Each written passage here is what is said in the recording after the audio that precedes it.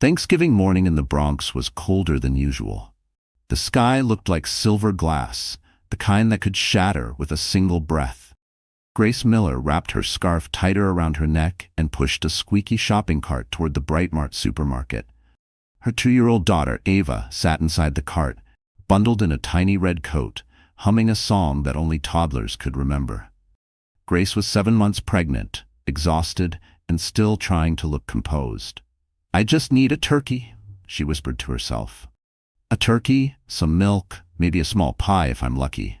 Her husband, Mark, was supposed to come home the night before. He didn't. He said he had to work late, the same words he'd been using for months.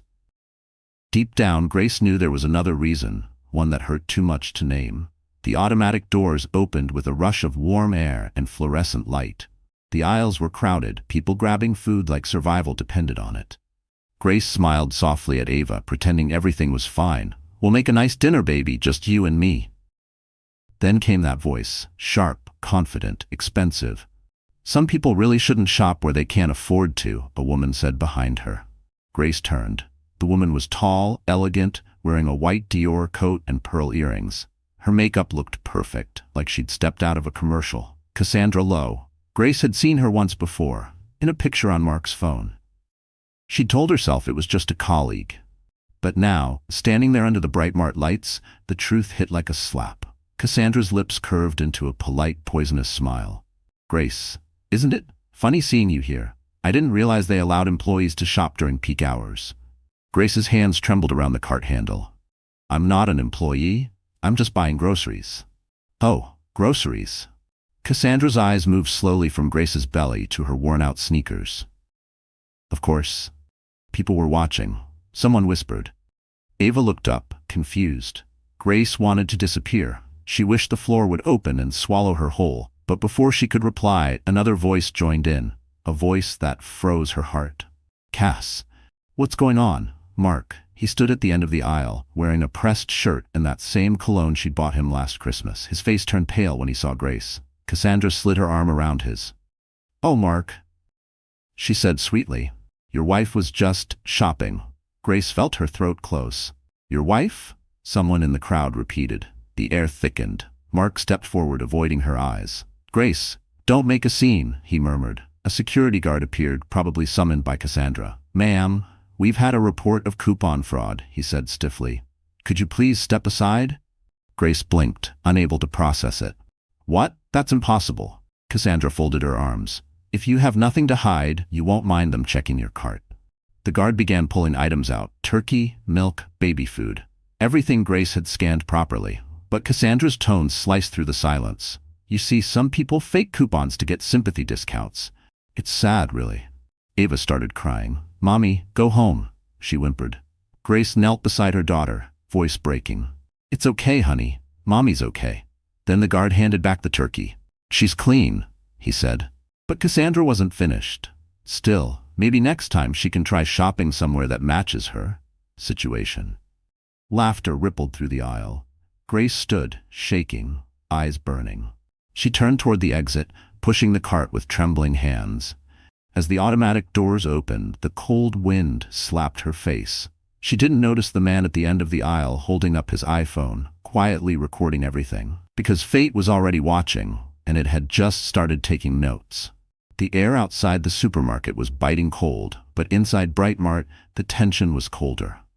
Grace stood frozen near the checkout lane, her pregnant belly tightening with stress. Ava's cries echoed, a trembling sound that made a few shoppers glance over with discomfort and then look away. No one wanted to get involved. That was how humiliation worked, quietly contagious. The security guard cleared his throat again. "Ma'am, I'm gonna need you to step aside. We just need to verify something." Grace's voice shook. "Verify what? I scanned everything myself." She pulled the faded paper coupons from her purse. "Look, all legitimate." Cassandra crossed her arms, that smug smile never leaving her face. "Oh, please don't make this harder. We all have cameras here. If you're innocent, you have nothing to fear, right?" Mark said nothing.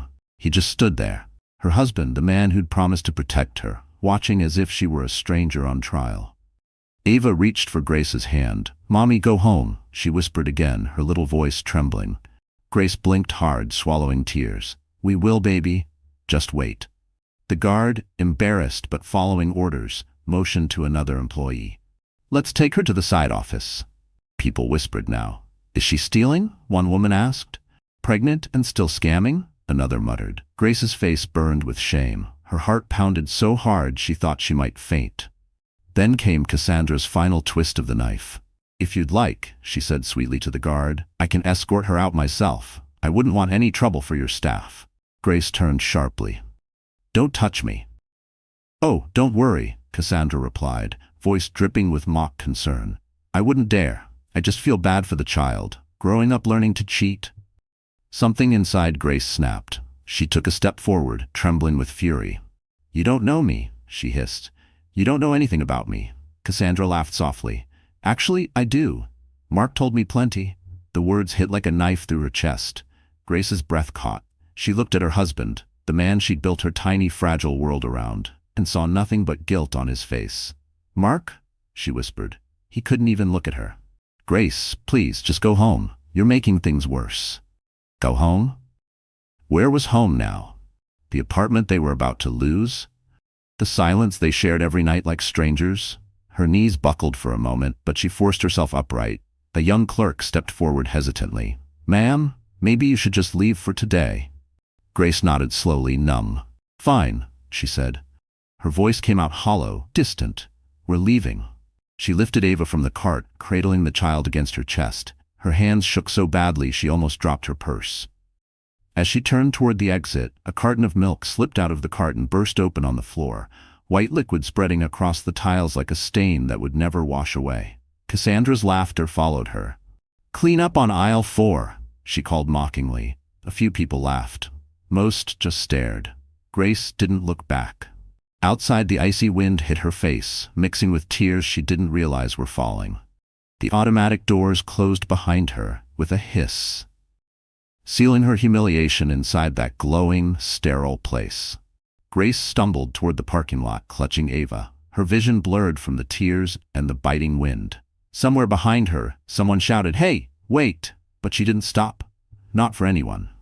Her phone buzzed in her pocket, a message from an unknown number. She almost ignored it, but the words on the screen made her freeze. "You shouldn't have talked back to Cassandra. Some things are better left quiet." Grace's fingers tightened around the phone. For a long second, she just stood there, breathing in the freezing air. Then she whispered, "No, not this time." Because every humiliation plants a seed, and hers had just begun to grow. The emergency room smelled like antiseptic and fear. Fluorescent lights flickered overhead, throwing pale shadows across the linoleum floor. Grace lay on a narrow hospital bed, one hand clutching her stomach, the other gripping the side rail as if it were the only solid thing left in her world. Ava slept in a plastic chair beside her, thumb still in her mouth, face smudged with dried tears. The doctor entered quietly, chart in hand. He was young, kind-eyed, the kind of man who tried to soften bad news with calm tones. "Mrs. Miller, the baby's heartbeat is stable now," he said gently. "But you had a stress-induced contraction. You need complete rest." Grace nodded, her throat raw. We're okay? For now. But I'd suggest you avoid any emotional strain. Too much stress could risk preterm labor." Emotional strain. He said it like it was optional, like she could just set it down and walk away. Grace stared at the ceiling, blinking back tears. When the doctor left, the nurse handed her a clipboard. "You need to fill out insurance details." Grace hesitated. Mark's insurance, the one under his employer. She didn't even know if it still covered her. "Can I handle this later?" The nurse nodded. "Of course, we'll keep the form here." Grace pulled out her phone. Still no messages from Mark. Not one. She dialed his number anyway, straight to voicemail. "Mark," she whispered. "I'm in the hospital. The baby. Something happened. Please call me." She ended the call, staring at the black screen until her reflection blurred. An hour later, her phone finally buzzed. Relief flared until she saw the message. "Sorry, can't talk right now. I'm at Cassandra's apartment. I'll come tomorrow." Her heart stopped. Cassandra's apartment. Not work. Not a client meeting. Not a lie she could still believe in. Something inside her went quiet. Completely, terrifyingly quiet. Grace pressed a hand to her belly. "It's just us now," she whispered. "You, me, and Ava." Ava stirred in the chair, murmuring in her sleep. Grace brushed a curl from her daughter's forehead and felt the sting of helpless love. She wanted to protect this little girl from everything ugly in the world, especially from her own father. A soft knock at the door startled her. A nurse stepped in, holding an envelope. "Someone dropped this off for you." Grace frowned. "For me?" "No name, just said it was important." She opened it slowly. Inside was a folded sheet of paper. Typed words, no signature. "Stop trying to make trouble. Cassandra Lowe has powerful friends. If you value your family, stay silent." Her stomach twisted. She looked around the empty room, every shadow suddenly darker. The walls felt too close. Ava whimpered in her sleep. Grace took a deep breath. "No," she whispered. "I'm not staying silent anymore." She reached for her phone again and opened her email app. With shaking fingers, she began typing a message to Brightmart's customer service address. Official, polite, factual.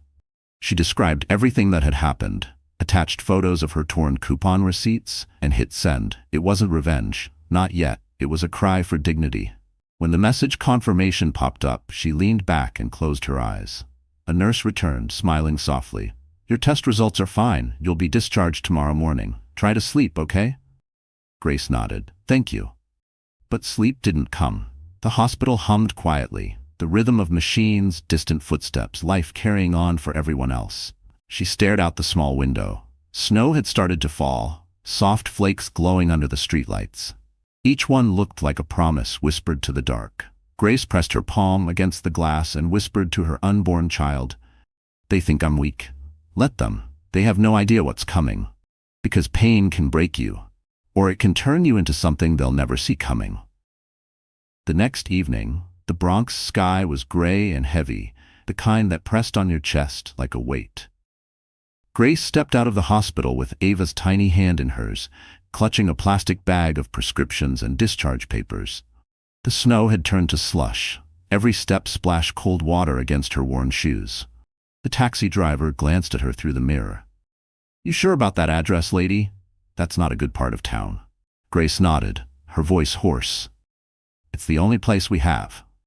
When they reached the narrow street, she helped Ava climb the cracked stairs of an old brownstone. The building smelled of mildew and frying oil. Inside, the hall lights flickered. "Apartment 2B. She knocked twice. The door opened to reveal Martha Evans, a woman in her 60s with kind eyes and a messy bun of silver hair. "You must be Grace. Come in, sweetheart. The room's not much, but it's warm." Warm was an overstatement, but Grace didn't care. There was an old radiator by the window, a single bed, and a small table stacked with books. Ava immediately climbed onto the bed, hugging her stuffed bear. Martha noticed the hospital bracelet still on Grace's wrist. "Rough night?" Grace managed a shaky smile. "You could say that." "Well, you're safe here. Nobody judges in this house. You hungry? I made stew." The smell of it, onions, carrots, something real, almost broke her. "Thank you," Grace whispered. As Ava ate, Martha poured tea into chipped mugs. "I lost my daughter years ago," she said softly. "Factory accident. The company called it an unfortunate oversight. They never even said her name on the news." Grace looked up, heart aching for this stranger who somehow understood. "I'm so sorry." Martha waved it off. "I learned something then. Silence protects the wrong people. Don't you let them silence you, honey." Grace stared at the steaming mug. "I sent a complaint email to Brightmart." "Good." Martha's smile was small but fierce. "You light that match, and don't you dare blow it out."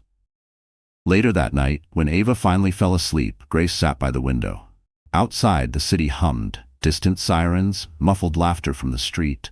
Her phone buzzed with another message. Unknown number again. "Still think you can fight her? Cassandra doesn't lose. Walk away before you regret it."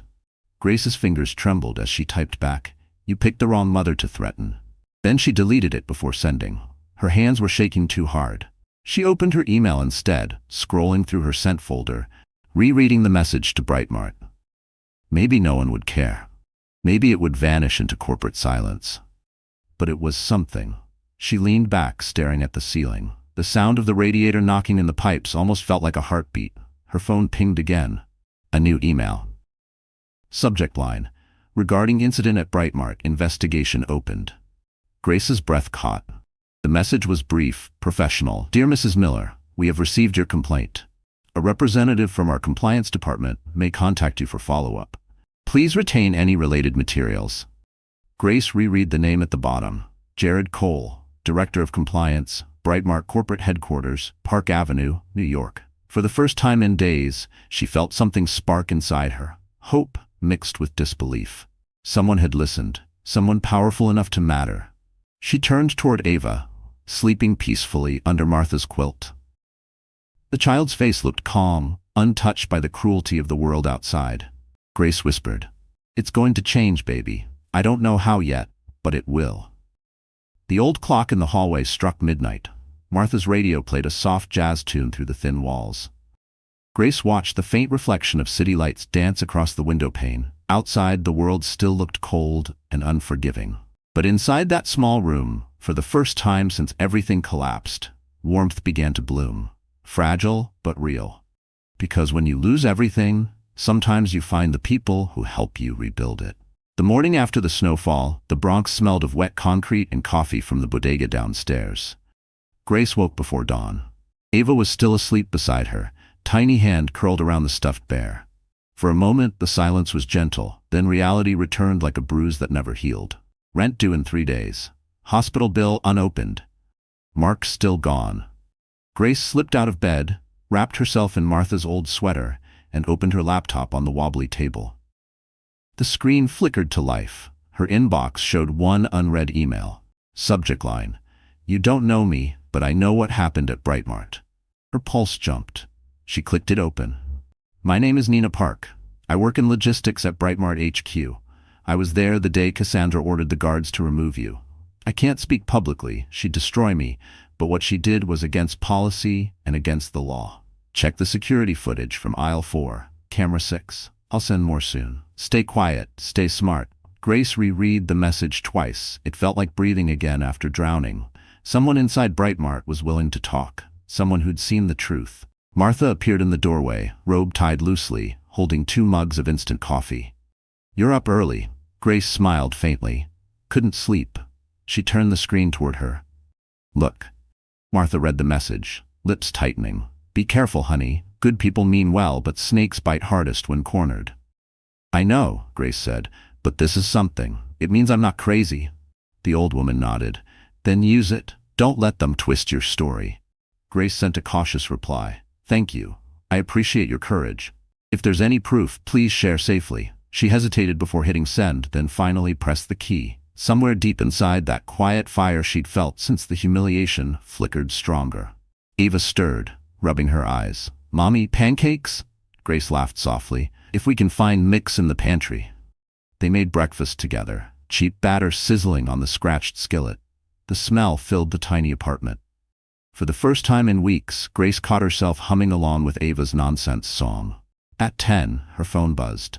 Another message from Nina. A link. Grace's fingers trembled as she opened it.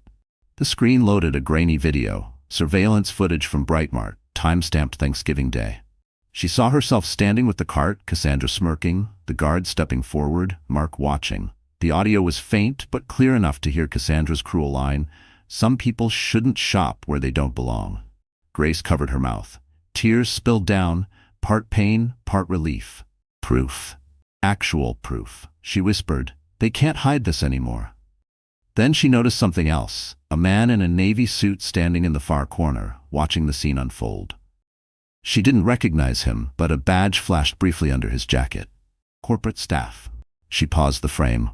Could that be Jared Cole, the compliance director who'd emailed her? Her heart pounded.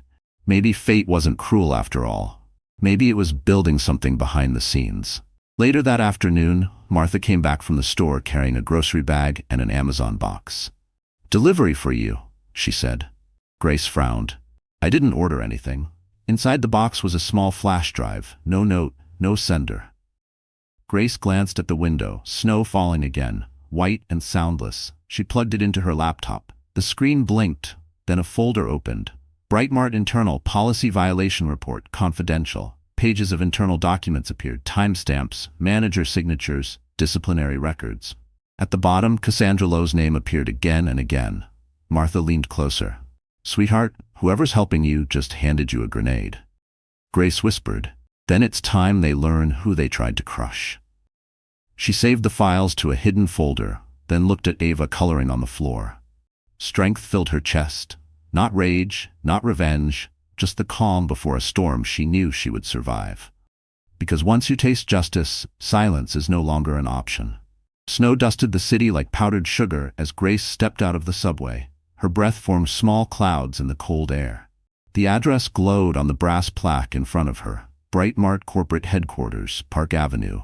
The kind of building she used to walk past without daring to look inside. Ava was with Martha today. Grace had dressed as best she could. A clean black coat, borrowed boots, and a ponytail she'd fixed twice on the train. Her reflection in the glass door looked nervous, but determined. "Just breathe," she whispered to herself. "They can't take what's already broken." Inside, the lobby gleamed. Marble floors, gold accents, a chandelier so bright it looked like it could burn the truth out of people. The receptionist glanced up from her MacBook. "Appointment name?" "Grace Miller, Compliance Department." The woman typed quickly, then smiled politely. "Mr. Jared Cole will see you. 24th floor." The elevator ride felt endless. Grace's heart thudded in her ears. When the doors finally opened, she stepped into a corridor lined with frosted glass offices. The city skyline spread beyond the windows, steel and sunlight too far from her world. A man stood by the window, tall, early 40s, dark hair streaked with gray. He turned as she entered, calm but alert. "Mrs. Miller, I'm Jared Cole." His voice was steady, professional, but not cold. He gestured to a chair. "Please, sit." Grace lowered herself carefully, her belly pressing against the table. "Thank you for seeing me." "I should be thanking you," Jared said. "Your email brought something important to light. I've reviewed the footage you mentioned. What happened at Brightmart that day was unacceptable and illegal." Grace blinked, unsure how to respond. "You saw it?" He nodded, tapping his MacBook. "I did, and I also saw who ordered it. Cassandra Lowe." The name hung unspoken between them like smoke. Jared leaned forward, voice low. "What I'm about to tell you doesn't leave this room. Cassandra isn't just an executive. She's a shareholder, one of the most powerful people in this company. Taking her down means touching money, reputation, and influence.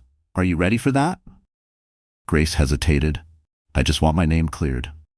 "That's how it always starts," Jared said quietly. "But once you open that door, you can't close it again." He reached into a folder and slid a document across the table. "We've initiated an internal investigation, but I need more than a complaint. I need you to make a statement, officially." Grace's hand trembled as she picked up the pen. "If I sign this, will it protect me?" "It will protect the truth," Jared replied. "And sometimes that's the same thing." She looked at him, really looked at him, and saw no pity, just conviction. She signed her name. The sound of the pen scratching the paper felt final, like a door locking behind her. When it was done, Jared exhaled. "One more thing," he said. "I ran a background check. Cassandra Lowe doesn't exist before 2016. No tax records, no family, no history. It's like she appeared out of thin air." Grace frowned. "That's not possible." "Oh, it's possible," Jared said. "But it means she's hiding something big." Her phone buzzed in her bag, another unknown number. She ignored it. Jared stood, extending his hand. "We'll be in touch soon, and Mrs. Miller." "Yes?" He met her eyes. "Don't underestimate what you've started." Grace left the building into a swirl of snow and traffic noise. Park Avenue shimmered with holiday lights, but the air felt sharper now, charged with something electric. She checked her phone on instinct. One new message, no name attached. "You made a mistake meeting him. Walk away, or you'll lose more than your job." Grace stared at the screen, the city's reflection flickering across her eyes. Then she whispered, "Not this time." Because courage isn't the absence of fear. It's walking straight into the building anyway. That night, the wind howled through the Bronx streets like a restless ghost. The power flickered twice before holding steady, and the hum of the old radiator filled the silence. Grace sat at the kitchen table, laptop open, scrolling through the files Nina had sent earlier. Lines of numbers, invoices, and employee names blurred together. Every document pointed toward Cassandra. Falsified reports, hidden payments, fake charity transactions. But without someone inside corporate to back it up, it was all just smoke. She rubbed her temples, exhaustion pressing behind her eyes. Ava slept soundly in the other room, her small breathing steady and warm. Martha's door was closed, light still glowing underneath. The world outside was asleep, but Grace couldn't stop thinking. Then her phone rang. Unknown number again. She hesitated before answering. "Hello?" Static crackled, followed by a man's low voice. "Mrs. Miller, you don't know me. Don't hang up." Her grip tightened. "Who is this?" "I'm calling from Brightmart's IT division. You need to listen carefully." Grace froze. "How did you get my number?" "You're in danger," the man said quickly. "Cassandra found out you met with Jared Cole. She's furious. She's digging into your background, trying to discredit you before the investigation hits the board." Grace's pulse hammered. "Discredit me, how?" "She's rewriting your personnel file, making it look like you were fired last year for misconduct. If that record goes public, your complaint becomes worthless." Her breath caught. "Why are you telling me this?" "Because I've seen her do it before," he said. "She ruins people quietly, but this time she's slipping up. She's using a personal laptop to change the files. The IP address traces to a private account in her name." Grace grabbed a pen, scribbling notes on a napkin. "Can you prove that?" "I can try, but I'll need time, and you need protection. Don't stay alone tonight." The line went dead. Grace stared at the phone, the napkin shaking in her hand. The clock read 11:37 p.m. A floorboard creaked behind her. Martha stood in the doorway, robe wrapped tight, eyes sharp. "What's wrong, sweetheart?" Grace hesitated, then handed her the napkin. "Someone just called, said Cassandra's trying to erase my record." Martha frowned. "Do you believe him?" "I don't know, but I do know she's desperate." The older woman walked to the counter, poured 2 cups of tea, her movements slow but deliberate. "You listen to me," she said. "People like her. They think money makes them untouchable. But every lie leaves a fingerprint. You just need to find where it smudges." Grace smiled weakly. "You sound like you've done this before." Martha sipped her tea. "Let's just say I've buried a few bullies in paperwork." They both laughed softly, breaking the tension for a moment. Then Martha turned serious again. "You keep everything backed up. Cloud, flash drive, whatever you can find. Don't let anything vanish." Grace nodded. "I already did. Multiple copies." "Good girl," Martha said. "Now get some sleep. Tomorrow will come and you'll need your strength." But sleep didn't come easy. Every time she closed her eyes, she saw Cassandra's smirk, Mark's silence, the flash of a phone camera. Around 2 a.m., a car engine revved outside the window. Headlights swept across the wall, then faded. Grace crept to the curtain and peeked outside. A black sedan idled by the curb. She could barely see through the snow, but a figure sat behind the wheel, unmoving, watching. Her stomach twisted. She reached for her phone again. No new messages, no missed calls. She thought of Jared, his calm voice, his warning. Once you open that door, you can't close it again. The car pulled away slowly, disappearing into the dark. Grace stood there a long time, one hand resting on her stomach, feeling the baby move. "We're okay," she whispered. "We'll be okay." But deep down she knew this wasn't over. Cassandra wasn't just fighting to protect her image, she was fighting to destroy anyone who threatened it. And Grace Miller had just become her #1 target. Morning crept in quietly, streaks of gray light slipping through the blinds. The Bronx street below was half buried in snow, the kind that muffled every sound. Grace hadn't slept at all. Her laptop sat open on the table, the flash drive plugged in, its tiny red light blinking like a heartbeat. She poured herself a cup of coffee, black and bitter, and stared at the screen. Folders full of numbers, charts, payment trails, all pointing back to Cassandra Lowe.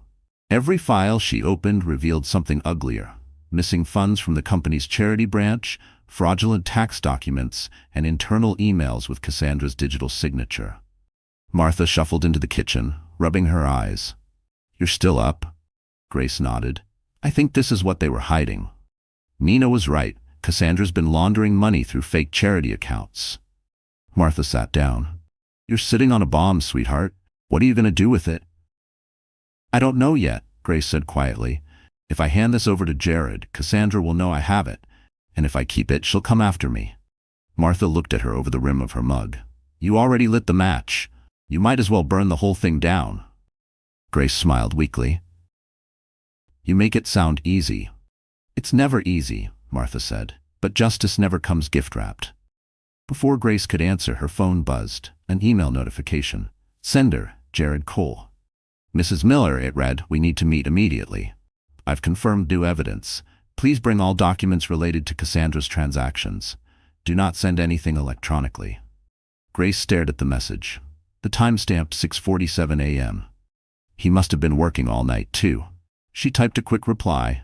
I have something you need to see. 2 hours later, she dressed carefully. The same black coat, her hair pulled back, her face pale but composed. She packed the flash drive into a plain envelope, tucked it into her purse, and kissed Ava on the forehead. Stay with Martha, okay? Mommy just has to fix something. Ava blinked sleepily. You're coming back? Always, Grace whispered. She left before the fear could talk her out of it. The train ride to Manhattan felt longer than usual. Every stop, every face around her, seemed to carry suspicion. She kept one hand over her stomach, as if guarding both her child and her resolve. At Park Avenue, she spotted Jared waiting by the revolving doors, coat collar turned up against the wind. You came fast, he said. I couldn't sleep, she replied. You said you found something? Jared nodded. Cassandra moved $2 million last month from the Mother's Hope Foundation into a private offshore account. That's corporate fraud and tax evasion. But I need concrete proof before the board sees it. Grace handed him the envelope. This might help. He opened it, slid the flash drive into his laptop, and his eyebrows lifted. Where did you get this? An anonymous source, Grace said.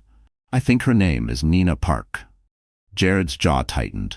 That's brave of her. Cassandra's been trying to find out who leaked internal data. Before Grace could reply, a shadow fell across the floor. Cassandra Lowe stood at the far end of the lobby, heels clicking, phone in hand. Mr. Cole, she called sweetly. How nice to see you working so early. Her eyes shifted to Grace. And Mrs. Miller? Still clinging to your little fairy tale? Grace's stomach clenched, but she forced a steady smile.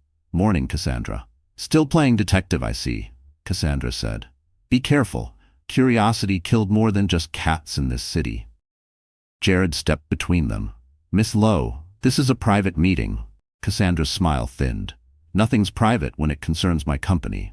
She walked past them toward the elevators, perfume lingering like poison. When she was gone, Grace whispered, she knows. I know, Jared said. That's why we move faster. Grace looked at him, her reflection faint in the marble floor. For the first time, she didn't feel like a victim standing in a billionaire's lobby. She felt like a spark. Tiny, trembling, but ready to ignite. Because some wars aren't fought with weapons, they're fought with truth, one file at a time. That night, the snow fell harder, covering the Bronx rooftops like a blanket hiding too many secrets. Grace sat on the couch with Ava asleep beside her, a cartoon still playing softly on the TV. The flash drive was gone now. Jared had it. But her nerves felt raw, her thoughts sharp as glass. She checked her email every few minutes, waiting for a sign that something was happening. Nothing yet. Martha entered the room, carrying a folded blanket. You should rest, she said. Grace shook her head. I can't. I feel like the whole world is moving, and I'm just sitting here. You're not sitting still, Martha said. You're surviving. That's the hardest part. Before Grace could answer, her phone buzzed on the table. Notification after notification flooded the screen. Twitter, Facebook, YouTube, all with the same headline. Breitbart executive caught on camera, humiliating pregnant woman. Grace's hands trembled as she opened the first link. The video from Thanksgiving, the one she thought would disappear into silence, was everywhere now. Uploaded anonymously, spreading faster than she could breathe. Millions of views, thousands of comments. The footage showed Cassandra sneering, Mark looking away, the guard pulling Grace's cart, and then the line, the one that still haunted her. Some people shouldn't shop where they don't belong. Martha leaned forward. Lord have mercy, she whispered. The internet just lit a fire. Grace scrolled through the comments. That poor woman, who does that? Breitbart should be ashamed. Who's the monster in the white coat? Her pulse raced. Her humiliation, her pain, it was public now. But for once, the shame wasn't hers. It belonged to the woman who'd caused it. A new text appeared from an unknown number. You think this helps you? You've made enemies you can't handle. Grace's fingers shook. She typed back, you already made me lose everything. What's left to take? Then she hit delete before sending it. The phone rang almost immediately. Jared. Grace, are you seeing this? Yes, she breathed. It's everywhere. This could work in our favor, he said. The board's been trying to ignore the investigation, but this video forces their hand. Public pressure means they'll have to act. What about Cassandra? Grace asked. She's in crisis mode, Jared said. PR team's spinning lies, saying it's edited footage, a smear campaign. But the timestamp and store footage match perfectly. She can't erase this one. Grace exhaled shakily. What happens now? I need you to stay quiet, Jared said. Don't make statements online. Let the truth speak for itself. Tomorrow, I'll present the files you gave me to the board. And if they protect her, then we take it outside, Jared replied. To the press, to the authorities, wherever it needs to go. The call ended. Grace stared at the screen, her reflection caught between light and shadow. For months she'd been drowning in silence. Now her voice, her story, was everywhere, and she hadn't said a single word. Hours passed. Reporters began camping outside Brightmart stores. Customers filmed themselves returning products, calling for boycotts. On TV, a headline scrolled beneath the news anchor's calm voice. Public outrage against Brightmart executive Cassandra Lowe. Investigation underway. Grace switched off the TV and leaned back against the wall. Ava stirred in her sleep, murmuring something about pancakes. Grace smiled faintly. Martha set a hand on her shoulder. You see, the truth has legs, baby. It always finds its way out. Grace nodded, tears welling. But what if it finds me too? Martha squeezed her hand. Then you look it in the eye and say, about time. The city outside glittered with cold light.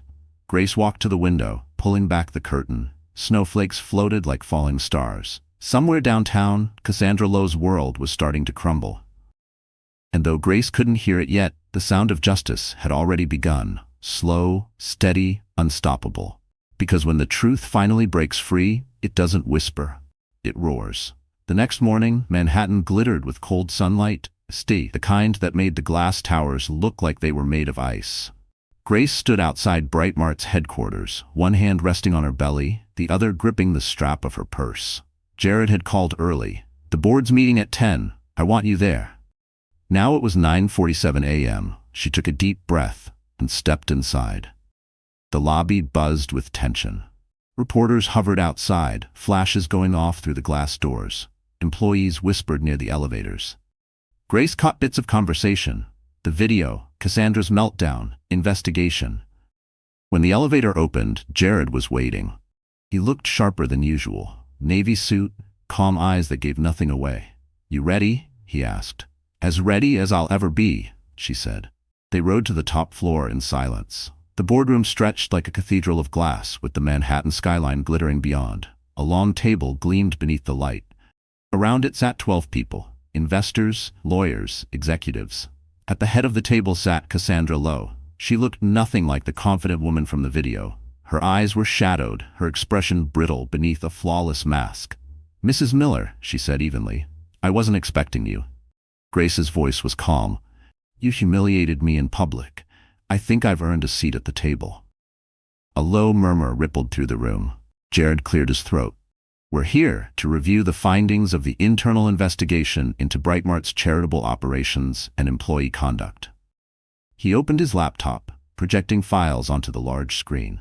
Graphs, documents, and internal emails appeared, the same ones from Grace's flash drive. These are the records showing unauthorized fund transfers from the Mother's Hope Foundation to a private account registered under Cassandra Lowe's alias. Cassandra smiled tightly. Those records are fabricated, probably by this woman's friends. Grace's heart thudded, but Jared didn't flinch. We verified the metadata. Each file originated from Cassandra's corporate device. The room went quiet. One of the older board members adjusted his glasses. Ms. Lowe, that's a serious allegation. Cassandra straightened. You can't prove intent. Those transactions were temporary reallocations, standard accounting practice. Jared clicked again.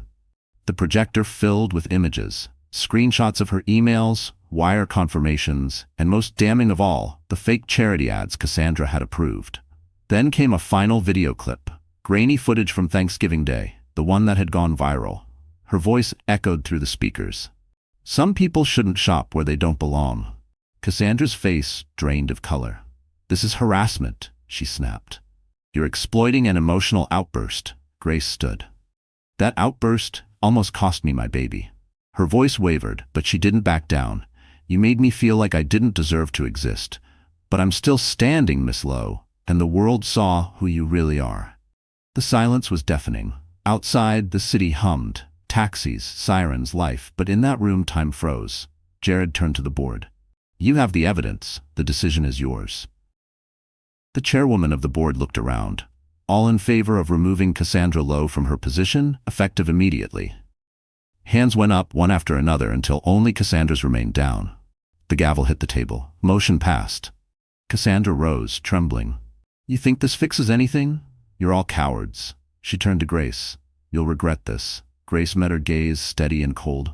"No, I already did." Security entered quietly. Cassandra grabbed her purse, stormed out, heels striking the marble like gunshots. Jared exhaled. The tension broke. "It's over," he said softly. Grace looked out the window, the skyline stretching endless and bright.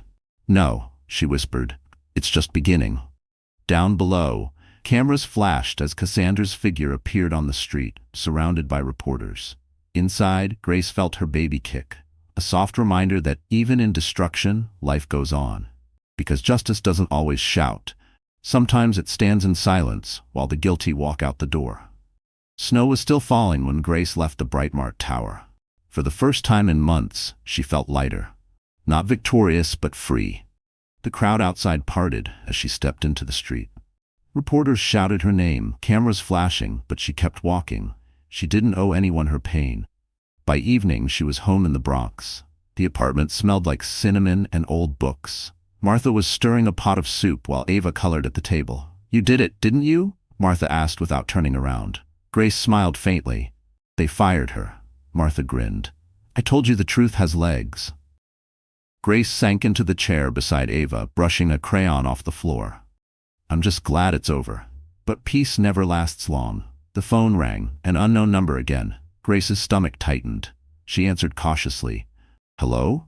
Grace Miller?" The voice was male, smooth, practiced. "This is Detective Ron Dwyer, NYPD Financial Crimes. We're following up on the Brightmart investigation." Grace straightened. "Yes, of course. What can I do?" "There's been a new development," he said. "One of the accounts tied to Cassandra Lowe also has your name on it." Grace froze. "What? That's impossible." "It's not uncommon for fraudsters to use victims' information," he continued. "But I'll need you to come downtown tomorrow to verify your identity. Bring your ID and bank statements." Her throat went dry. How did my name get on it?" "That's what we're trying to find out." When the call ended, Grace sat motionless. Martha noticed the change instantly. "What happened?" Grace explained, voice trembling.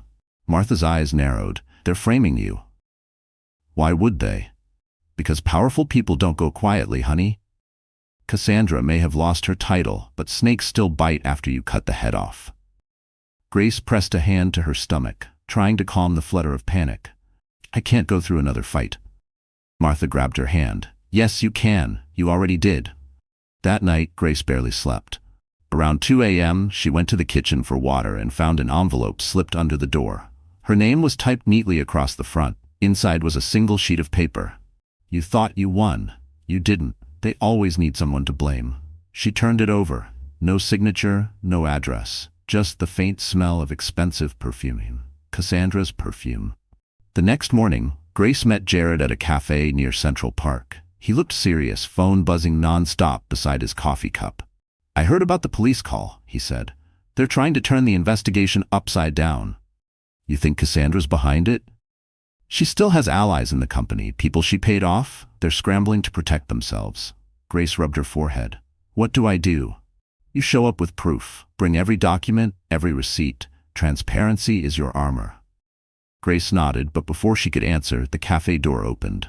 Mark walked in, her breath caught. He looked worn, unshaven, desperate. "Grace, we need to talk," he said quietly. Jared's expression hardened. "You shouldn't be here." Mark ignored him. "Please, Grace, I didn't know they'd come after you. Cassandra told me she'd drop everything if I helped her fix her name." Grace's stomach twisted. "You helped her? I thought she just wanted to apologize." "Stop," Grace said, voice breaking. "You sold me out, again." Mark's eyes filled with tears. "I'm sorry, I swear I didn't mean. Meaning doesn't erase what you did." Jared stood. "You need to leave before I call security." Mark hesitated, then walked out into the snow. Grace slumped in her chair. "He never changes." Jared reached across the table. Then you stop expecting him to. From now on, you protect yourself. She nodded slowly, feeling the cold settle into her bones. Not fear this time. Cassandra was fighting dirty. But Grace had something she didn't. Truth, allies, and a will forged in humiliation and loss. Because when the past claws back, you don't hide from it. You face it, stronger than before. The police precinct on West 54th Street smelled like burnt coffee and tired paper. Grace sat at a metal table under buzzing fluorescent lights, hands folded tightly in her lap. Across from her, Detective Ron Dwyer leafed through a folder thicker than a Bible. He looked like a man who'd seen too many lies and didn't expect the truth to surprise him anymore. "Mrs. Miller," he began, "thank you for coming in." Grace nodded, voice low. "I want to clear my name."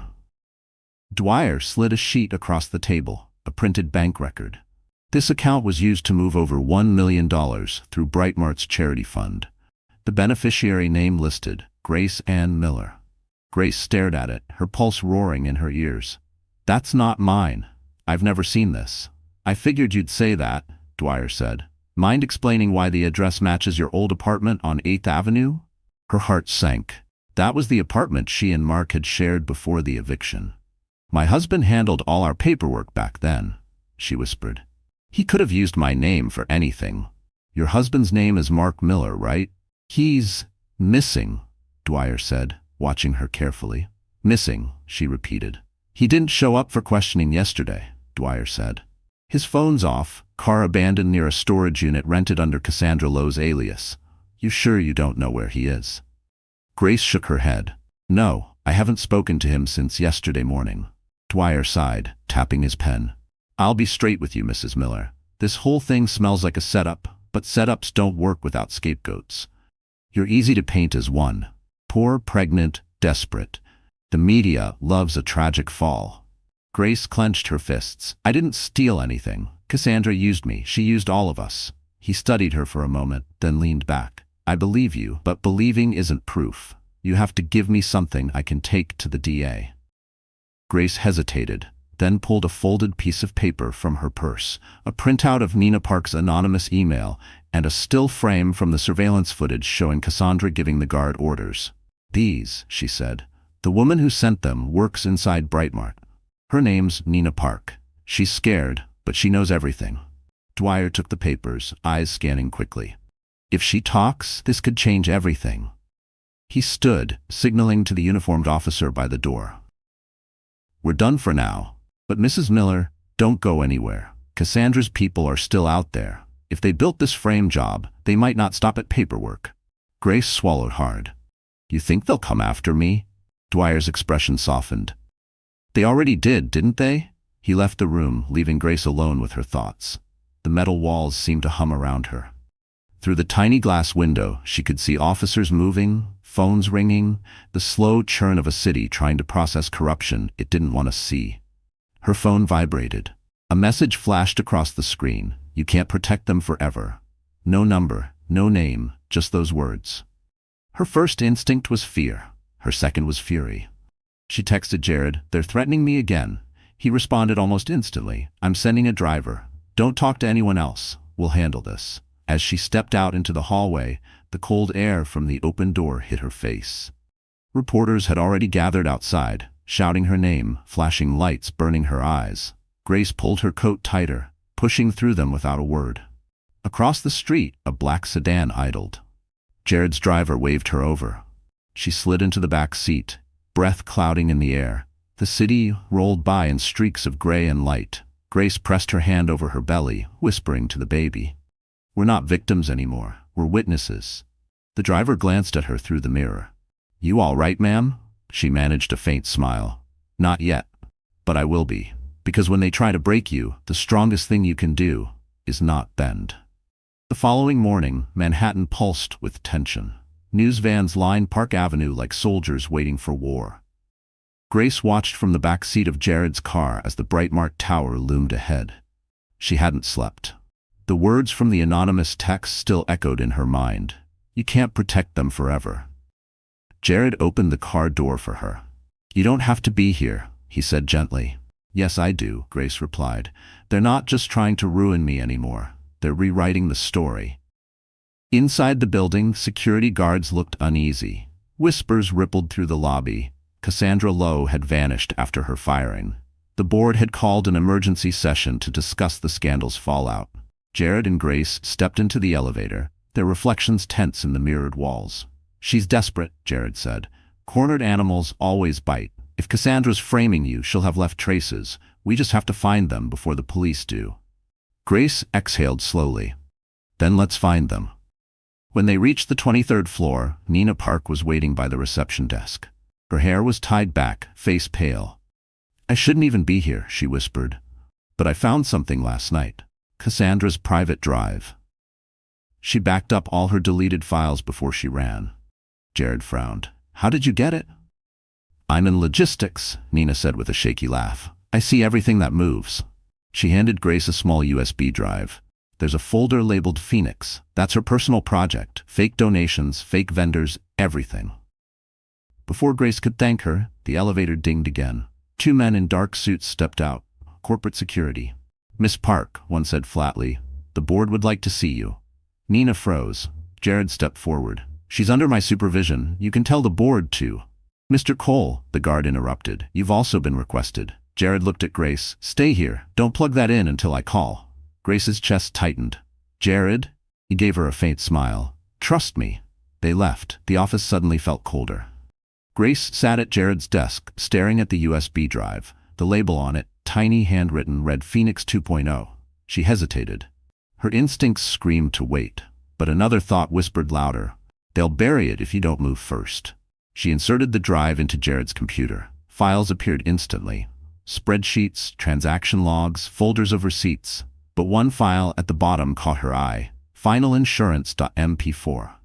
Her finger hovered over the mouse. Then she clicked. The video loaded. Cassandra appeared on screen, sitting in a luxurious office, glass of wine in hand, speaking directly to the camera. "If you're seeing this," she said coolly, "then Brightmart turned its back on me. So here's my insurance, evidence that the board approved every charity transfer I executed. And if I go down, they all burn with me." Grace's heart pounded. The timestamp was from 2 days ago. Cassandra had recorded it right before disappearing. This wasn't just about money. It was corporate corruption from the top. Footsteps echoed in the hallway. Voices. Grace yanked the USB from the laptop and slipped it into her coat pocket just as the door burst open. Detective Dwyer stood there, flanked by 2 officers. "Mrs. Miller," he said, eyes narrowing, "step away from the computer." Grace froze. "What's going on?" "We just received a warrant for your arrest," Dwyer said. "Fraud and obstruction of justice." Her stomach dropped. "What? No, you don't understand." Jared appeared behind him, face pale but defiant. "Don't touch her. You're making a mistake." Dwyer frowned. "Then prove it." Grace reached into her pocket and held up the flash drive. "This," she said, voice trembling but steady, "is your proof." Jared stepped forward, taking it from her hand. "Detective, I think you'll want to see what's on this before you put anyone in cuffs." Dwyer studied their faces, then nodded slowly. "All right, let's take a look." As the officers escorted them to the conference room, Grace caught her reflection in the glass. Tired eyes, swollen belly, but a spine that refused to bend. She whispered to herself, "Not today."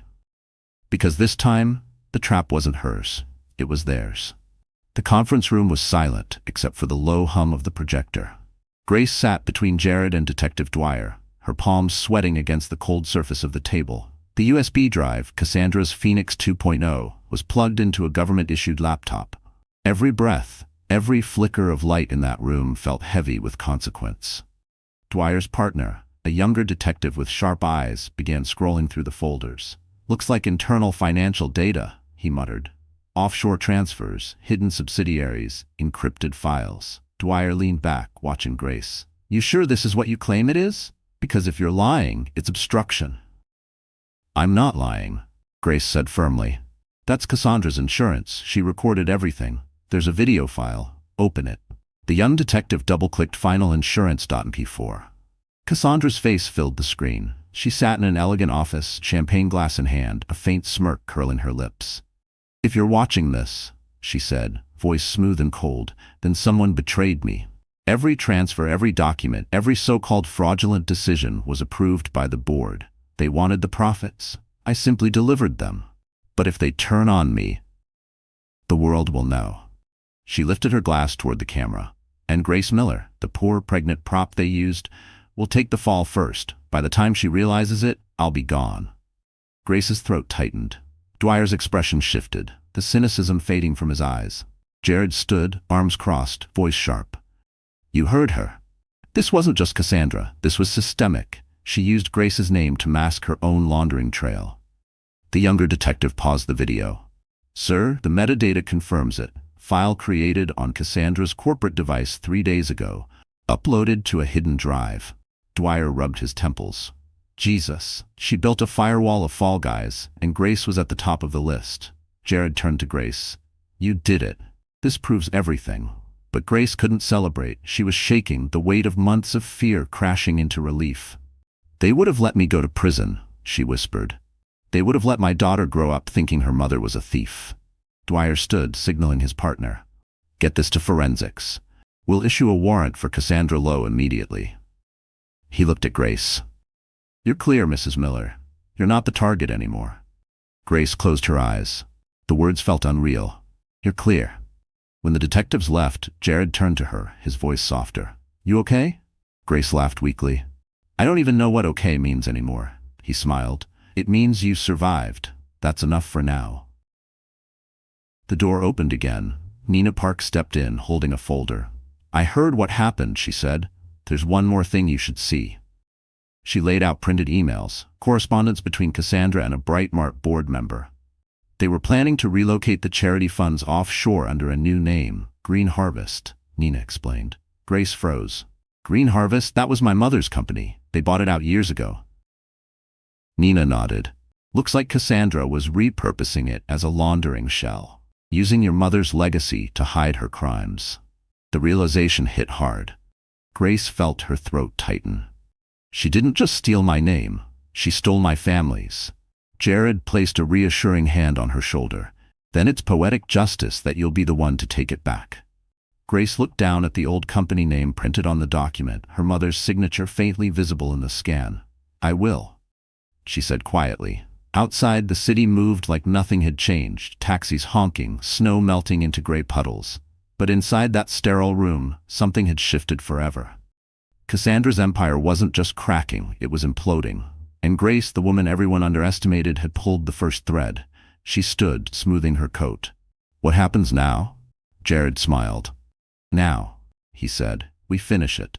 Because sometimes justice doesn't arrive with thunder. It comes quietly, file by file, until the walls finally fall.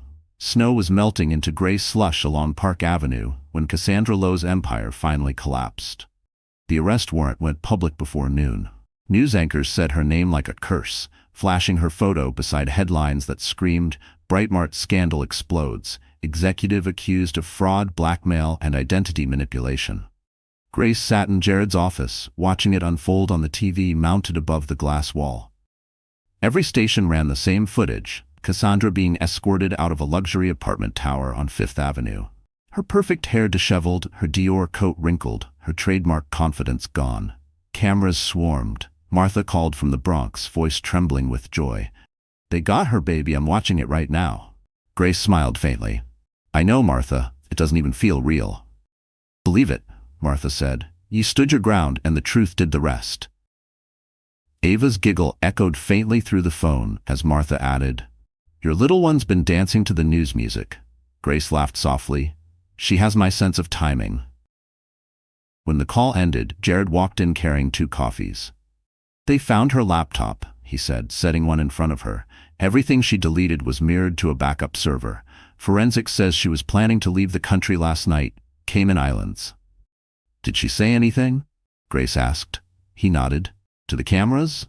Just one thing. She said you framed her. Grace rolled her eyes. Of course she did. She's desperate, Jared said. People like her only know how to lie. But the evidence is airtight now. The DA's office is filing multiple charges. Financial crimes, coercion, defamation, and something else, using a stolen corporate identity. That last one ties straight to your mother's company. Grace stared at the skyline beyond the glass wall, the buildings gleaming under the weak winter sun. So, this is how it ends. Jared leaned against the table. Not quite. The board's agreed to make a public statement tomorrow. They'll formally clear your name and announce a restructuring of Brightmart's charity division. They also want to offer you a position. Grace blinked. A position? Director of Community Outreach, Jared said. It's not just symbolic. They want to rebuild trust. You'd oversee the Mother's Hope Foundation and redesign the new charitable model. Grace's lips parted in disbelief. They want the woman they threw out of a store to lead their foundation? Sometimes redemption needs a face, Jared said with a small smile. And I told them you were the right one. She looked down at her coffee, steam curling into the air. I'm not sure I want to work for them again. Then don't do it for them, Jared replied softly. Do it for yourself, and for the women who don't get a chance to fight back. The words sank deep. Grace thought of every mother she'd seen shopping with fear in her eyes, counting coupons, apologizing for existing. Maybe this was bigger than her. Hours later, as dusk painted Manhattan gold and gray, Jared drove her home. The city felt different, not softer but fairer, as if it had finally acknowledged her. When they reached the Bronx, reporters were waiting near her building, shouting her name. Grace tightened her scarf and kept walking, yearly, holding her head high. Inside, Ava ran into her arms, tiny hands clutching her coat. Mommy, you're on TV again. Grace kissed her forehead. Hopefully for a good reason this time. Martha smiled from the kitchen doorway. Dinner's ready, hero? Grace laughed, but her voice caught halfway. Hero. The word felt heavy, but right. Later that night, when Ava was asleep, Grace stood by the window, looking at the city lights flickering like 1,000 beating hearts. Jared's text arrived. Tomorrow we start fresh. Grace typed back, tomorrow we rebuild. Because when power falls, it doesn't echo forever, but the strength of the broken does. The next morning, sunlight spilled across Manhattan like gold thawing through glass. The city was alive again. Cameras, headlines, whispers, all orbiting around one story. The woman Cassandra tried to destroy is now leading Brightmart's rebirth. Grace stood before the tall mirrors of her borrowed office, smoothing the sleeves of a navy dress Martha had pressed for her the night before. Ava had hugged her before school, saying, Mommy, you're going to be on TV. Don't forget to smile. She smiled now, faintly, remembering that tiny voice. Jared knocked once and stepped in, crisp suit, calm confidence. They're ready downstairs, he said. You sure you want to do this live? Grace met his eyes. She humiliated me in public. It's only fair the truth lives there too, he smiled. That's the Grace I know. They took the elevator down to the main lobby, transformed overnight into a media hall. Cameras lined the walls. Reporters murmured into microphones. Behind the podium, a massive banner read, Brightmart, a new chapter. The board members sat stiffly in the front row. They looked nervous, maybe guilty. Jared walked her to the podium and stepped back. For a moment, Grace simply looked out at them, at the faces that once turned away while she was dragged out of their store, at the flashing lights, at the city that had watched her fall. She adjusted the microphone. My name is Grace Miller, she began, her voice steady. A few months ago, I walked into a Brightmart store with my daughter, hoping to buy a turkey for Thanksgiving. I walked out humiliated, accused of theft, and left standing in the snow. But what none of us knew that day was that a single act of cruelty would uncover something far greater: corruption, deceit, and the illusion that power can silence truth. The room was silent. The hum of the cameras sounded like wind through glass. I didn't win this fight alone, Grace continued. It took people with courage. Jared Cole, Nina Park, Detective Dwyer, and countless others who believed integrity still mattered. What happened to me should never happen to anyone. That's why Brightmart's new initiative, Mother's Rise, will dedicate every dollar to families in need. No fake charities, no hidden accounts. Real help for real people. She paused, scanning the crowd. We can't erase the pain, but we can build something honest from it. Applause rippled through the room, hesitant at first, then growing. Cameras flashed. Jared stepped forward and whispered, Perfect. You just gave them back their conscience. But as Grace stepped down, a voice behind her froze her in place. Grace Miller, she turned. A reporter held up a phone. We just received a statement. Cassandra Lowe released an open letter from jail. She says she'll reveal names of Brightmart's partners who supported her schemes unless charges are dropped. Murmurs exploded. Grace felt the air shift. Fear, tension, a reminder that darkness doesn't vanish in a single sunrise. Jared sighed. She's still trying to drag everyone down with her. Grace looked up at the flashing lights, the chaos she hadn't chosen, but had learned to navigate. Then let her talk, she said quietly. If truth is what she's threatening people with, maybe that's the first honest thing she's ever done. The cameras turned toward her again, recording every word. When it was over, Jared guided her out a side door into the crisp afternoon. They walked along Fifth Avenue, sunlight glinting off store windows. For once, people didn't whisper or stare with pity. They smiled. A woman pushed a stroller past and said softly, "You made us proud." Grace's throat tightened. She nodded, whispering, "Thank you." As they reached the corner, Jared handed her a small envelope. "From the board," he said. "Official offer letter." She opened it. Director of Community Outreach, full salary, benefits, and a line in bold, Independent Oversight Authority. Grace folded it carefully. "Looks like they're serious." Jared grinned. "Because of you." Grace glanced up at the winter sky, pale blue and endless. "No," she said softly, "because of the truth. Because redemption isn't about revenge, it's about reclaiming the voice they tried to take from you." Winter tightened its grip on New York as Cassandra Lowe's trial began.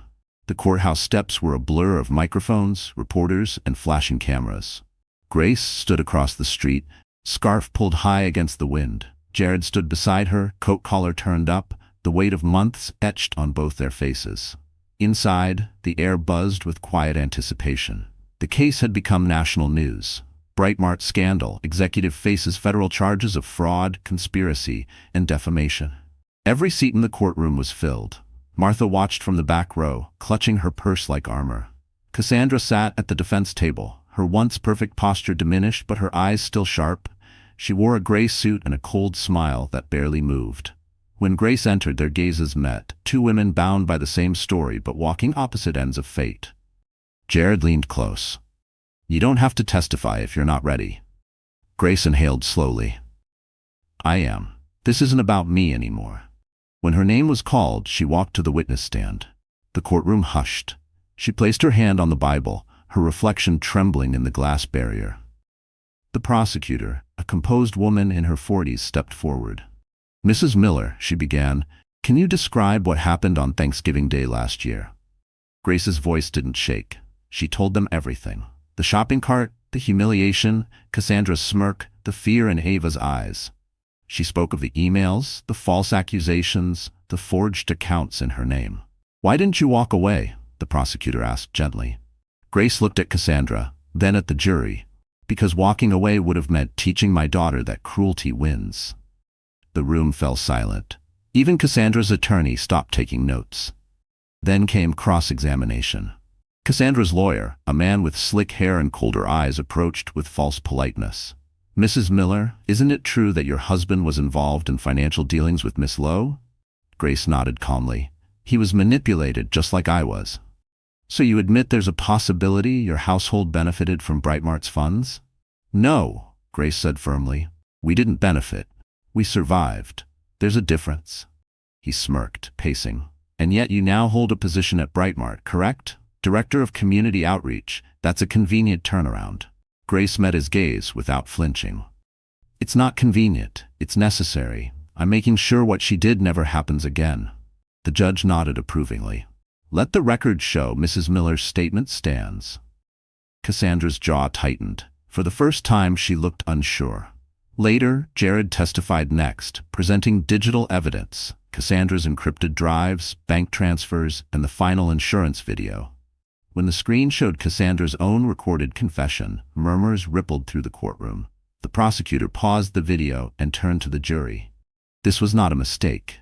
This was a calculated betrayal of trust. Cassandra's defense faltered. She whispered something to her lawyer, her hands trembling. Outside, snow began to fall again, soft, relentless, like the world was cleansing itself. When closing arguments ended, the judge called a recess. Grace waited in the hallway, heart pounding. Jared joined her, handing her a small bottle of water. "You were incredible," he said. "I just told the truth." "That's what incredible looks like," Jared replied. After 2 hours, the jury returned. 12 faces, serious and steady. The foreman stood. "We, the jury, find the defendant, Cassandra Lowe, guilty on all counts." A gasp swept the room. Cassandra slumped in her chair, eyes hollow. Reporters rushed outside to relay the verdict. Grace didn't move. She just stared ahead, her body trembling with the release of months of fear and fury.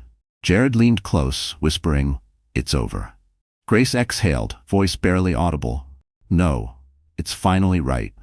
As they stepped outside, cameras flashed, snowflakes landing on her coat like tiny stars. Martha waved from across the street, tears shining in her eyes. Grace smiled through the storm. "Let's go home," she said softly. "Because justice doesn't erase the scars, but it teaches the world who left them." 2 weeks after the verdict, the winter sun broke through Manhattan's gray skies for the first time in months. Grace stood backstage at the Brightmart press conference, the one the world had been waiting for. Not about Cassandra, not about scandal, but about rebuilding. Cameras clicked rhythmically in the distance, flashes like lightning against polished marble. Across the stage, a massive banner read, "Integrity Rebuilt, Brightmart's Commitment to Change." Jared stood beside her, adjusting his tie, calm as ever. "Ready?" he asked. Grace exhaled. "I've been waiting a long time for this." The new CEO, a woman named Evelyn Torres, took the podium first. "Today," she said, voice steady, "we acknowledge our failure, not just as a company, but as people. When we allowed power and arrogance to define our brand, we betrayed the trust of our customers and our community." She paused, then turned toward Grace. "One woman refused to stay silent when the rest of us looked away. Her courage exposed what we refused to see, and for that, we owe her more than an apology. We owe her a platform." Evelyn stepped aside. The cameras turned. Grace walked forward, the click of her heels echoing in the cavernous hall. She adjusted the microphone. For a heartbeat, the world was utterly still. "My name is Grace Miller," she began. "You've probably heard it by now, in headlines and stories, maybe even in gossip, but for a long time, my name was something people said with pity or disbelief. Today, I get to define it myself." Her voice carried warmth, but it didn't waver. "I was humiliated in a Brightmart store while holding my daughter's hand. I was called a thief, a liar, and worse. But the truth has a way of surviving, if you're willing to fight for it." Reporters scribbled notes. Cameras zoomed in. "I'm not standing here to relive that pain," Grace continued. "I'm here because pain can become purpose. What happened to me opened the door for others who were silenced. The Mother's Rise Foundation isn't just a charity. It's a promise that no woman, no parent, will ever be treated as disposable again." Applause rippled across the room. Jared watched from the side, his expression proud but quiet. Grace smiled faintly. "Cassandra Lowe thought she could take my voice. Instead, she helped me find it." The audience erupted, flashes exploding like fireworks. When the applause faded, Grace stepped down. Evelyn met her halfway, shaking her hand before pulling her into a brief, emotional hug. "You gave this place a soul again," she whispered. Grace nodded. "Then let's make sure it never loses it again." Later in the green room, Grace sank onto the couch, exhausted but glowing. Jared handed her a cup of tea. "You handled that perfectly," he said. "I was terrified," she admitted. "Every time I looked out there, I saw the version of me who begged for kindness in that supermarket." Jared smiled softly. "And now that version of you just changed an empire." Grace laughed quietly, setting the cup down. "It feels unreal, like I borrowed someone else's courage." "You didn't borrow it," Jared said. "You built it." Outside, the press conference continued. Reporters clamoring for quotes. Grace watched through the glass window as the banner behind the stage caught the sunlight, the word integrity glowing gold against white. Her phone buzzed. A message from an unknown number again, but this one was different. "You were right. I thought power made me untouchable. It didn't, CL." Grace stared at it, her chest tightening. Cassandra's final message. She typed a simple reply, "May the truth free you too." Then she deleted the thread. The city outside hummed with new energy. Rebirth. Grace slipped on her coat and turned to Jared. "Come on," she said. "Let's go see what rebuilding really looks like. Because when the world finally says your name with respect, that's not revenge, that's restoration." Spring crept into New York like a slow sigh of relief. The snow was gone, the streets pulsed with sunlight, and life had finally found its rhythm again. For Grace Miller, peace didn't arrive all at once. It arrived in small, steady ways. Laughter at breakfast, silence without fear, and mornings that didn't start with headlines. Her apartment looked different now. Plants bloomed on the windowsill, Ava's drawings covered the fridge, and the air no longer carried the scent of worry. She was rebuilding, piece by piece, and this time, it was on her own terms. Every morning, she walked Ava to preschool before heading to the new Brightmark Community Center, a bright, renovated space she'd designed herself. The walls were covered with photos of women who'd received help from Mother's Rise, job placements, food drives, daycare sponsorships. It wasn't charity, it was dignity restored. That afternoon, Jared stopped by, a coffee in each hand. "Director Miller," he teased, "your staff says you're turning into a workaholic." Grace smiled, accepting the cup. "Says the man who emails me at 2 a.m. He laughed. "Tache." He glanced around the bustling office, volunteers sorting donations, laughter bouncing off the walls. "This place feels different, feels alive." Grace looked around too, her eyes softening. "It's not just a building, it's a promise." They sat at the window table, the hum of the city fading behind the glass. For a moment they were silent, sipping coffee, the air between them charged with something unspoken but familiar. Finally, Jared said, "I'm leaving Brightmark." Grace blinked. "What? Why?" He leaned back, watching the sunlight catch her hair. "My work here's done. The company's stable. Cassandra's case is closed, and you're more than capable of leading this movement. I've been offered a position at the nonprofit board for consumer ethics. It's in D.C. Her heart tightened unexpectedly. "That's incredible," she said. "You deserve it." He smiled, but his eyes were searching hers. "And what do you deserve, Grace?" She hesitated. "Peace, I think. Maybe a chance to breathe before I decide what's next." He nodded slowly. "You know, you've changed more than you realize." She chuckled softly. "So have you." Ava burst in at that moment, running from the daycare room holding a small craft, a paper heart covered in glitter. "Mommy, look, it's for you." Grace took it, eyes misting. "It's beautiful, honey." Ava looked up at Jared. "Are you staying for dinner?" Jared laughed. "I might, if your mom lets me." Grace pretended to think. "Only if you bring dessert." He grinned. "Deal." Later that eat together at Martha's kitchen table, the same one that had once witnessed tears and fear. Now it glowed with warmth, chicken soup, laughter, Ava's chatter filling the air. Martha watched them with a knowing smile. When Ava fell asleep on the couch, Grace walked Jared to the door. The night air was cool and soft, the city lights twinkling in the distance. He hesitated, then said, "I'll be gone for a few months, maybe longer. But if you ever need anything." She stopped him with a small smile. "I know, you'll be there." They stood there for a heartbeat too long. Then Jared reached out, brushing a strand of hair from her face. "Take care of yourself, Grace Miller." "I will," she whispered. He turned to leave, but she called after him. "Jared?" He looked back. "Thank you," she said softly, "for believing me when no one else did." His smile was quiet but full. "Always." As he disappeared down the street, Grace lingered at the doorway, the wind lifting her hair. She glanced back inside. Ava asleep, Martha humming, the world safe again. She whispered to the night, "We made it." Because sometimes love doesn't arrive with fireworks, it waits until the storm is over, then walks in quietly, carrying peace. A year had passed since the day Grace Miller was dragged out of that supermarket. 1 year since humiliation turned into strength, and strength into quiet victory. Now, as Thanksgiving returned, the city that once broke her heart seemed to glow softer. Maybe because she finally knew how to breathe in it again. The Bronx apartment smelled like roasted turkey and cinnamon. Laughter spilled from the kitchen. Ava, now 3, stood on a stool beside Martha, helping mash potatoes with a plastic spoon.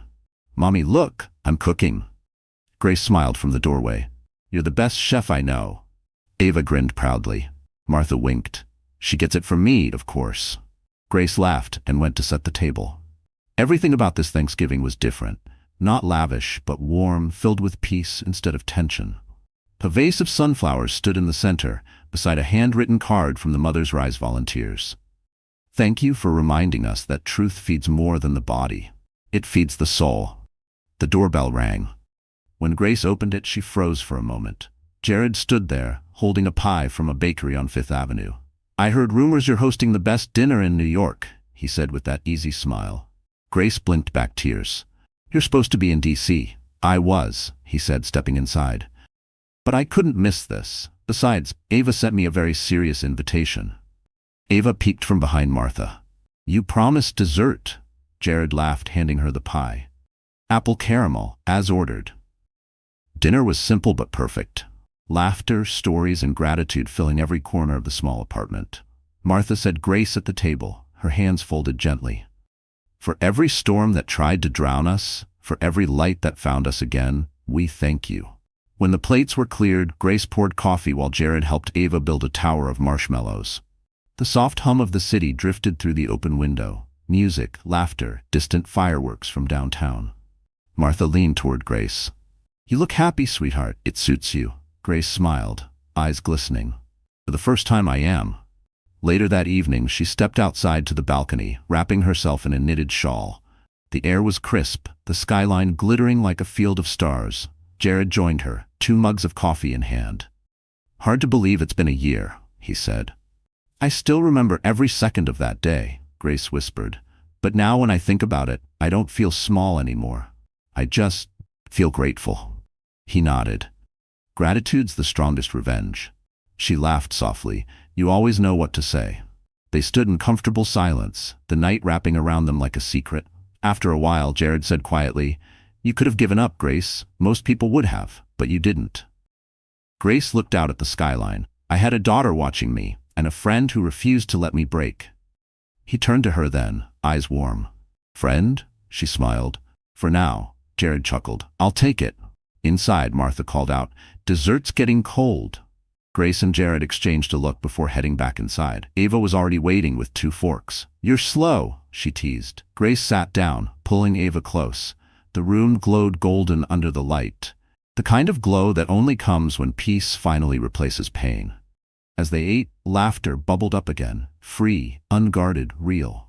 Grace looked around at the table, the faces she loved, the home she rebuilt from nothing. For a long moment, she said nothing, just listened to the hum of love around her. Then, softly, she whispered to herself, We're home. Outside, snow began to fall again, gently, as if the sky itself was closing the circle. A quiet promise that even after the darkest winters, spring always finds its way back. Because sometimes justice isn't about punishment, it's about peace. And peace, when it finally arrives, tastes exactly like coming home. So, that's how Grace's story ends. Or maybe, how it begins again. You're still here, right? If you've stayed with me all the way to this moment, maybe something in her journey touched a part of you too. Maybe you've been through your own storms, the kind that make you question your worth, your strength, your place in this world. But like the Stoics said, what stands in the way becomes the way. Every heartbreak, every injustice, every moment you thought would break you, was quietly shaping the person you were meant to become. Grace's story reminds us that healing doesn't always roar. Sometimes it whispers. It shows us that justice, peace, and dignity aren't given. They're earned through courage, through truth, through never giving up on yourself. And maybe that's why you're still watching, because deep down, you know it's your turn to rise too. So if her story stirred something inside you, share it. Let someone else remember their strength tonight. And don't forget to like, subscribe, and stay with us, because next time, maybe it'll be your story that reminds the world what resilience truly looks like.